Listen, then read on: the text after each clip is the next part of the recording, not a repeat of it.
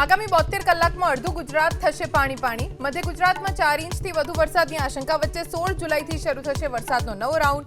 અંબાલાલ પટેલની આગાહી.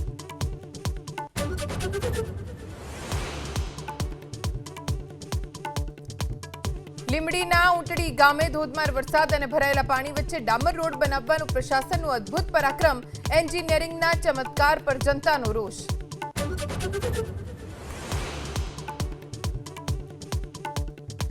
મોરબીના જેતપરમાં ચાલતા ખેડૂતોના અમરણાંત ઉપવાસનો આજે રાત્રે 9 વાગે આવશે અંત. ખેડૂતોના પારણા સાથે આંદોલન પાર્ટ 3 ની થશે શરૂઆત. મંગળવારથી ઉપવાસ છાવણી બનશે સત્યાગ્રહ છાવણી. સુરતમાં ભાજપ શાસનમાં જ અધિકારીઓ સામે બળવો. 10 લાખ લોકોને ટ્રાફિકમાંથી મુક્ત કરવા કોર્પોરેટર કાવ્યા કથિરિયાનું કમિશનરને 7 દિવસનું અલ્ટિમેટમ. હપ્તાખોર અધિકારીઓ સામે કાર્યવાહીની ચીમકી. રથયાત્રાને લઈ આગામી 10 થી 17 જુલાઈ સુધી ગુજરાતના તમામ પોલીસ કર્મી અને અધિકારીઓની રજા કરાઈ રદ. અનિવાર્ય સંજોગો સિવાય કોઈને નહીં મળે રજા.